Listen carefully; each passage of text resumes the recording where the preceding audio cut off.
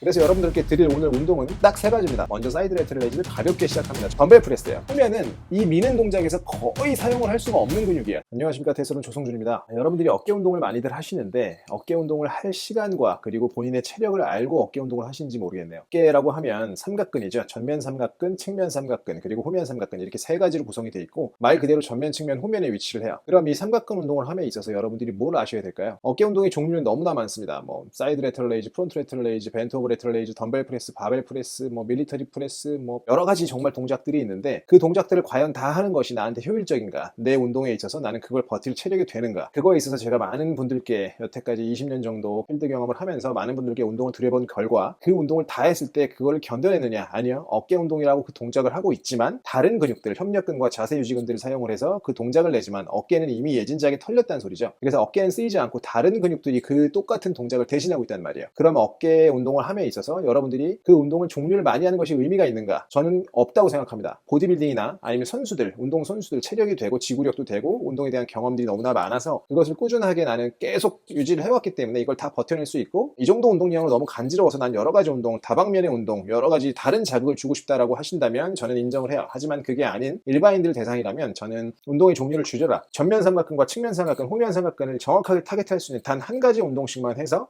집중도를 높이고 운동의 질을 높인 뒤에 그리고 짧은 시간 안에 그 운동을 끝내라. 6개월이든 1년이든 어느 기간을 놓고 봤을 때 훨씬 더 효과적인 어깨 강화와 그리고 어깨 근육의 발달이 있었을 것이다 라고 저는 생각을 합니다. 그래서 여러분들께 드릴 오늘 운동은 딱 세 가지입니다. 세 가지 어떤 거냐면 전면 삼각근을 가장 효율적으로 타겟할 수 있는 운동은 덤벨 프레스예요. 바벨 프레스가 아니라 덤벨 프레스인 이유는 바벨 프레스는 여러분들이 긴 바벨을 잡고 해요. 바벨, 정말 긴 바벨, 일자 바벨을 잡고 하는데 그 바벨을 잡고 하게 되면 일단 머리를 통과할 수가 없어요. 그래서 뒤로 눕게 됩니다. 뒤로 눕게 되고 그렇게 되면 어깨 자극보다는 윗가슴에서 가져갈 확률도 상당히 높고 다른 자세를 유지하기 위한 근육들이 그걸 가져갈 확률도 높습니다. 그리고 손목이 고정이 돼요. 손목이 고정이 된다는 말은 뭐냐면 덤벨 프레스를 할 때는 저는 손목을 옆으로 손등이 바깥을 향하게 한 상태로 운동을 합니다. 그 상태로 했을 때 손목이 해부학적으로 가장 편안하게 위로 올릴 수 있는 앞으로 뻗을 수 있는 자세가 돼요. 근데 바벨은 일자를 들고 하기 때문에 팔꿈치가 뒤로 빠질 확률이 상당히 높아집니다. 팔꿈치가 뒤로 빠진다는 말은 뭐냐면 어깨의 근육을 자극시키는 게 아니라 팔꿈치가 뒤로 빠지면서 상체가 뒤로 누워서 결국은 어깨 근육이 자극될 수 있는 각도가 아닌 가슴 근육, 윗가슴이 자극될 수 있는 방향으로 그 운동이 전환된다는 소리죠. 그래서 덤벨을 잡고 손등이 바깥을 향하도록 자세를 잡고 운동을 하는 덤벨 프레스를 저는 추천을 합니다. 너무 무겁지 않게 반동을 주지 않고 덤벨이 내 어깨를 건드리고 만세를 할 수 있는 자세까지 풀 가동 범위로 그 무게를 세팅해서 운동을 해라라고 추천을 드려요. 덤벨 프레스에서 보면 결국은 전면 삼각근을 타겟을 하지만 측면도 어느 정도는 먹습니다. 하지만 여러분들이 반동을 주지 않은 상태에서 운동을 열심히 계속 지속을 하다 보면 저는 그 끝이라는 단어로 표현을 쓰는데 내가 운동을 하다가 분명히 자극점의 한계가 오는 지점이 있어요. 그 지점까지는 가주셔야 돼요. 근데 그게 세트가 그렇게 많지 않아도 횟수가 많지 않아도 집중을 한다면 금방 옵니다. 순서는 어떻게 하냐면 저는 이 방법을 좋아해요. 웜업을 빡시게 합니다. 웜업이라고 하는 것은 결국은 손피로일 수도 있고 그 근육이 어느 정도 활성화돼서 바로 사용될 수 있도록 만들어야 되는데 처음부터 너무 힘든 운동을 때려버리면 어깨가 정신도 차리기 전에 깨어나기도 전에 다른 근육들이 먼저 활성화돼 버린 경우가 있어요. 그래서 저는 사이드 레터럴 레이즈를 선행하시길 바래요. 먼저 사이드 레터럴 레이즈를 가볍게 시작합니다. 저는 8kg로 했어요. 8kg, 양쪽 8kg, 16kg죠. 그걸로 5세트 정도를 아주 천천히 10개에서 15개씩 합니다. 충분히 운동은 돼요. 충분히 운동은 되고 자극이 된 상태에서 어깨에 느낌이 어느 정도 오고 뜨끈뜨끈해져요. 그때 가서 저는 덤벨을 잡고 프레스를 해요. 20kg부터